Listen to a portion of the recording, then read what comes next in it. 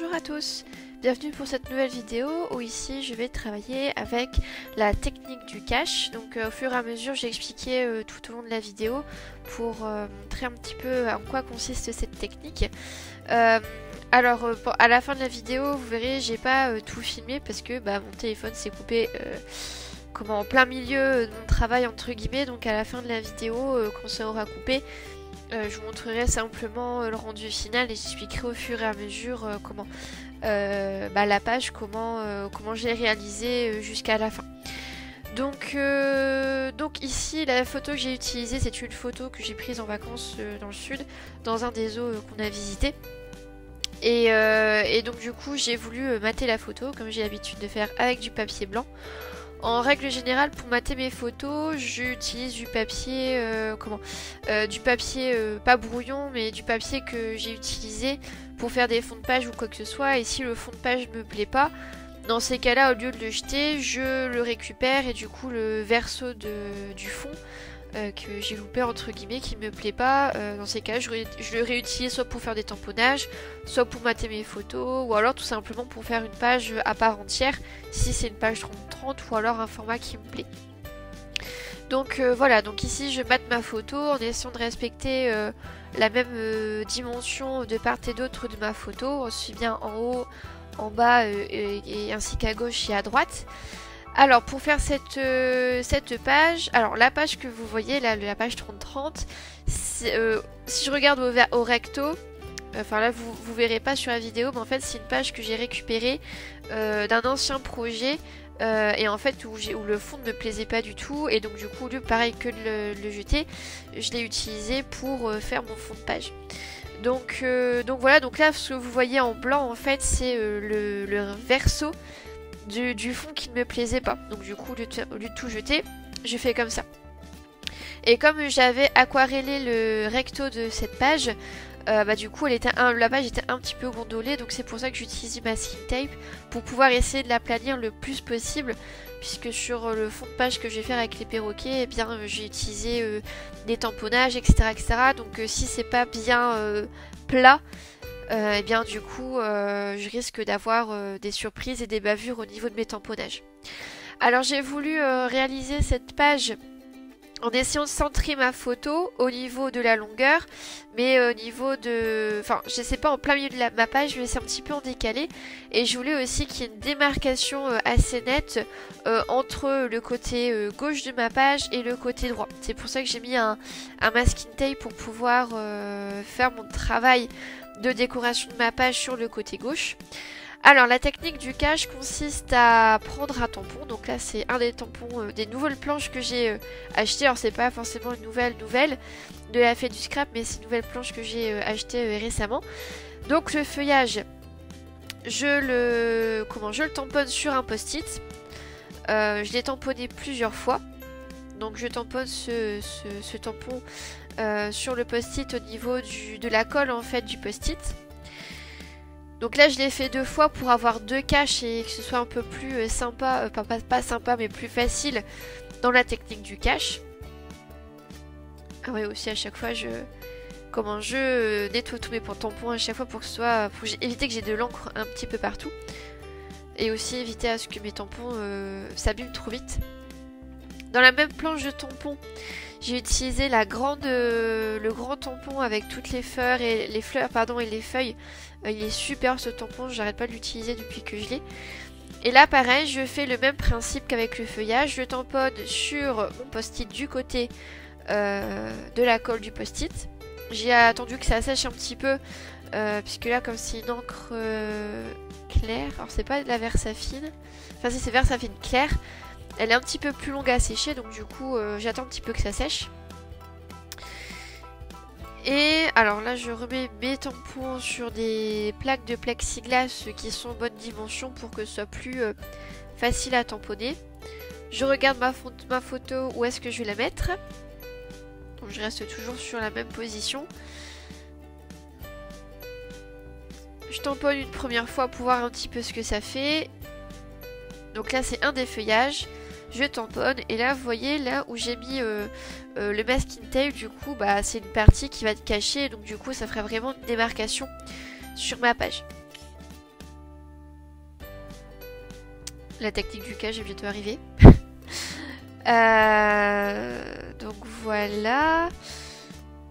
Je pense que je suis en train de réfléchir un peu à ce que je vais faire.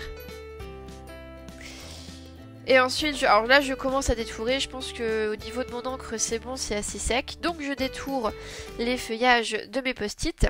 Alors j'ai pas détouré vraiment sur les lignes de mon tampon parce que là en fait les tiges des feuillages et c'est très très fin et donc du coup bah forcément à force de l'utiliser ou à force de détourer tout autour bah du coup mes post-it vont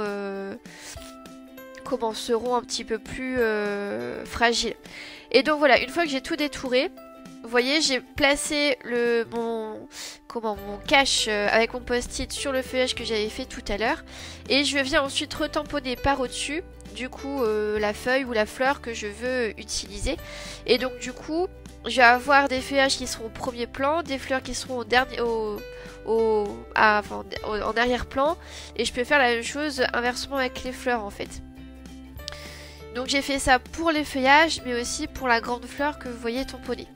Et donc du coup ça me fait toute une composition de feuillages et de fleurs qui est assez sympa, aussi bien en premier plan qu'en second plan. Et après j'ai pu coloriser tout ça à l'aquarelle. Donc ce qu'on peut faire, c'est faire plusieurs caches de feuilles ou de fleurs pour être plus à l'aise si je veux par exemple tamponner sur deux feuillages ou deux fleurs qui sont déjà disposées. Je peux tamponner par au-dessus, c'est un peu plus facile. Et aussi une technique, enfin c'est pas une technique mais plutôt une astuce, c'est quand on fait des caches comme ça de motifs qui sont assez loin à détourer, notamment le tampon avec la fleur il est assez loin à détourer. Faut pas, enfin moi je pense qu'il faut pas les jeter parce que comme ça on gagne un petit peu de temps. Alors, ils sont certes déjà utilisés mais la forme est toujours la même et donc du coup on peut réutiliser ces caches là pour d'autres projets etc. Donc voilà. Donc une fois que tout ça c'est fait, surtout je nettoie à chaque fois, comme j'ai dit tout à l'heure, pour éviter d'en avoir plein les doigts, d'avoir de l'encre plein les doigts, et aussi surtout pour éviter que les tampons bah, ils s'abîment un petit peu trop vite. Donc voilà, donc toute ma composition tamponnée a été réalisée. J'utilise du coup après mes aquarelles pour pouvoir réaliser le fond de page, du moins coloriser tous ces tampons là. Alors là j'ai décidé de nettoyer ma palette parce qu'il y avait plein de couleurs etc. et ça m'allait pas de voir toutes ces couleurs, ça me... comment dire, ça me perturbait en fait au niveau du choix de mes couleurs pour ce projet là. Donc du coup j'ai préféré tout retirer et faire table rase d'un petit peu toutes les couleurs que j'avais. Au niveau des verres, j'ai pris de l'oxyde de chrome pour le plus clair, j'ai pris du vert de périlène pour le plus foncé et après pour faire un vert un petit peu plus clair, j'ai utilisé je pense de l'oxyde de chrome, non, du vert de périlène et un des jaunes que j'ai, ça doit être le jaune de Naples foncé, quelque chose comme ça. Au niveau des rouges, pareil, j'ai utilisé du brun de Garance je crois, avec le plus foncé je vois pas ce que c'est. Et donc du coup pareil j'ai essayé de trouver une harmonie au niveau des couleurs qui se rapproche à la fois de ma photo et des couleurs aussi des perroquets. Et ensuite j'ai commencé mon petit travail de colorisation. Et alors vous allez voir que cette partie là parce que bah, ça a coupé, mon téléphone a coupé, je ne sais pas ce qui s'est passé. Et donc voilà le projet final colorisé avec les papiers. Donc là j'ai fini la colorisation. Ensuite sur un papier blanc à côté, j'ai décidé de laisser, de retamponner une deuxième fois les motifs de fleurs. J'ai colorisé seulement les fleurs et ensuite je les ai détourées et collées par-dessus certaines fleurs de mon fond avec de la mousse 3D. Ça permet de mettre en relief certaines fleurs et de mettre en valeur aussi mon fond de page. Ensuite, une fois que j'ai fait ça, j'ai pris du papier argenté. C'est ça, oui, du papier argenté que j'ai découpé avec 0,5 cm de largeur sur toute la longueur de ma page. Comme ça, ça habille un petit peu, ça met un petit peu de paillettes au niveau de ma page. Le papier imprimé que vous voyez derrière la photo avec les sortes de petites plumes, c'est... alors, je sais pas combien elle fait cette petite plume. J'ai mesuré ça. Ça fait 2 cm de largeur. Et donc sur toute la longueur, c'est un ancien papier des ateliers de Karine, je crois que c'est Green Graphique ou quelque chose comme ça. C'était une chute de papier qui me restait. Donc voilà pour le fond de ma page. Ensuite au niveau de l'embellissement de ma photo, j'ai retamponné plusieurs feuillages de tout à l'heure sur un autre papier que j'ai colorisé et détouré. Les onglets que vous voyez au-dessus de ma photo qui sont en gris, ça c'est pareil, c'est une des planches de tampons de la Fée du Scrap, une des nouvelles que j'ai achetées. Alors elle est pas neuve non plus, faut que je la retrouve.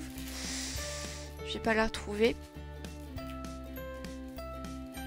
J'ai pas la retrouver. Bon bah c'est pas grave, elle est là. Donc c'est Pince, le nom de cette planche c'est Pince, donc pareil je les ai détourés et j'ai mis au-dessus agrafé de ma photo pour habiller un petit peu. Le mot Safari c'est un alphabet, un ancien alphabet d'Artemio, je pense que j'ai tamponné simplement et ensuite détouré et placé. Écoutez les oiseaux, pareil ça c'est un tampon de la Fée du Scrap.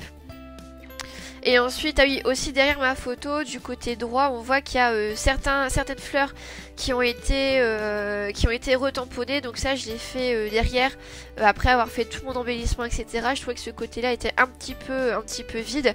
Donc du coup, j'ai retamponné, toujours avec la technique du cache. Et j'ai colorisé de la même manière que du côté gauche. Et une fois que mon travail a été fait, j'ai utilisé les mêmes couleurs, donc c'est-à-dire de vert et de rouge que ce que j'ai en arrière-plan en aquarelle de mon fond de page, et j'ai fait des petites gouttelettes tout autour.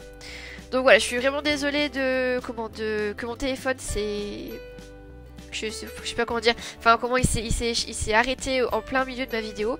Mais voilà, j'espère que vous aurez compris du coup un petit peu mon travail d'embellissement, etc. Et aussi j'espère aussi que cette page vous a permis d'avoir une petite étincelle d'inspiration, que ça vous donnera envie de réessayer chez vous à la maison. Voilà, je vous souhaite une très belle journée, puis à très bientôt. Au revoir.